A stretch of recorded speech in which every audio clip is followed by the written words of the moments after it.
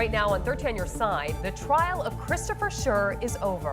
What I'm going to do is declare a mistrial. That decision today as the jury hearing the case unable to reach a decision. Their decision, we have to accept that because we are the people. Tonight, reaction from the prosecution, defense, and the family of Patrick Lyoya. We will keep fighting until we get justice. We get justice for Patrick. We have multiple reporters covering every angle. Our team coverage starts right now. Breaking news now on 13 on Your Side. Thanks for joining us. I'm Elena Holland. I'm Juliette Dragas. After a nearly 2-week-long trial, a Kent County jury could not reach a verdict in the second-degree murder trial of former Grand Rapids police officer Christopher Schurr. The judge declared a mistrial this morning, and we have team coverage today, breaking down what happened and hearing from Patrick Lyoya's family. We begin with 13 on Your Side's Micah Cho and the protests going on right now. Yeah, hi guys. This is the busiest that we've seen it all morning, all day. We're right in, and you'll have to please forgive us if you do hear any language. Right now we are in the middle of a rally that's very emotional for many reasons because of that verdict that came down earlier today. But again, we have maybe 2, 3, 4 dozen people of Patrick Lyoya supporters that have gathered here outside of the courthouse, and they're all here, chanting support for the Lyoya family. We have some street art here. We're going to kind of be careful a little bit of what we show you, but right here we have some chalk art here, justice for Patrick over there, no justice, no peace over here. Jacob, if you want to go to this square right here. And again, this is a lot more people than we've seen all day. Now, kind of going back to earlier this morning and how quiet that was, we waited outside the back of the courthouse for almost 2 hours as there was a pretty significant police presence. We were trying to figure out what that was all about, and that's actually kind of where we expected to see Christopher Schurr exit the courthouse, but instead we saw what we believed to be jurors being shuttled back to their cars. And it wasn't until around noon that Schurr left in a white van through a parking garage on the front side of the courthouse, where some Patrick Lyoya supporters were present. And today we talked to a man named Didi who told us why he is still out here today even after that verdict was sent down. We plan on rallying today in support of the Lyoya family and still in pursuit of justice for Patrick. A mistrial does not mean that we're done. We're still out here calling for police reform. It's been 3 years of this, so nothing's really new for us. And around 3:30, we saw a little bit more action when a man pulled up to some Patrick Lyoya family supporters right here on the corner, and they exchanged a few words with them. That man got back into his car, left, and then he crashed it about a block away. Police then later arrested him or took him away in handcuffs. Again, this protest started at around 5 o'clock, so just a few minutes ago, and it's been growing by the minute here. So we're expecting to still see some people out here later this afternoon into the early evening, and we'll be here for the rest of our shows up until 6:30. For now, live in Grand Rapids outside the courthouse, Micah Cho for 13 on Your Side. All right, Micah, thank you. Testimony in the Christopher Schurr trial started on April 28th, with the case going to the jury on Monday.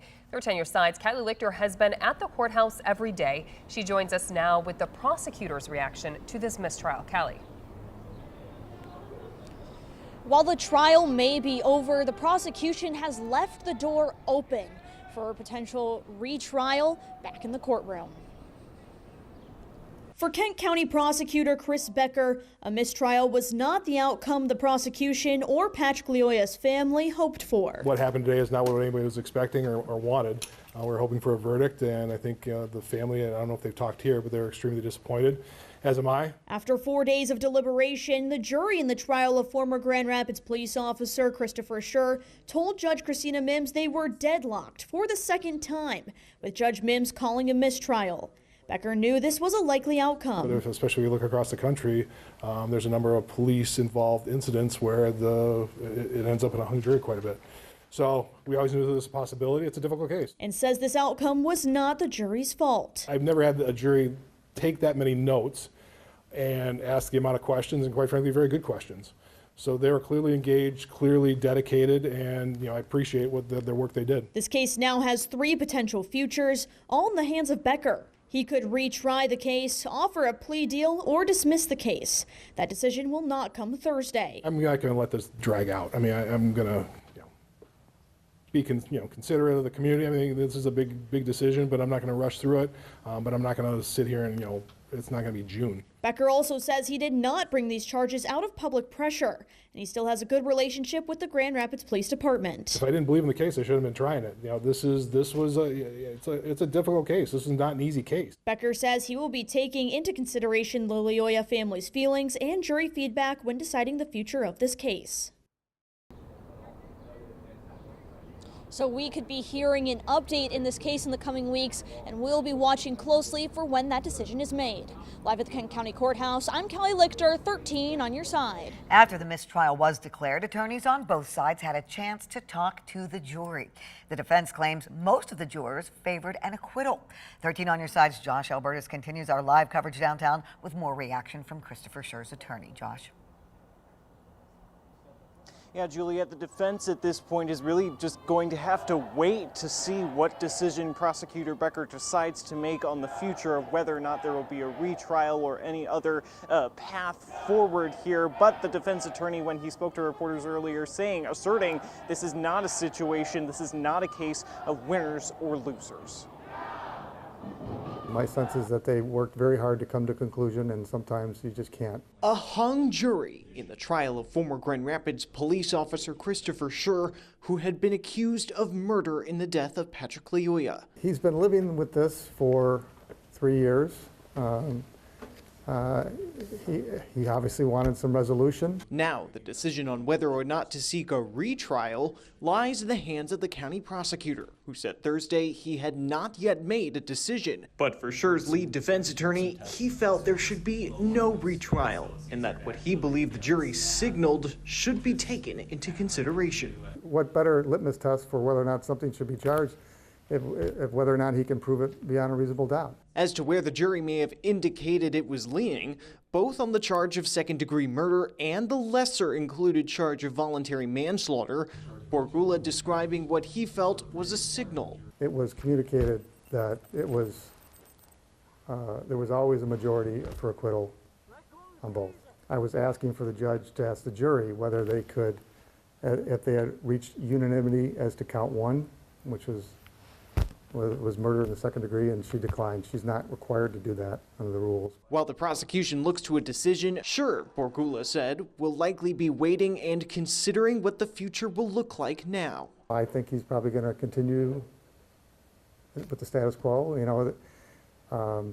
and see how things unfold. But following the jury's announcement, Borgula clarifying, in this case, it's not winners or losers. We cannot declare victory because there really is no winning here. A man died, and that is a very serious thing. Christopher Schurr is happy that the jury didn't determine that he's criminally responsible for that death. But it's hard to say that we feel like this was a victory.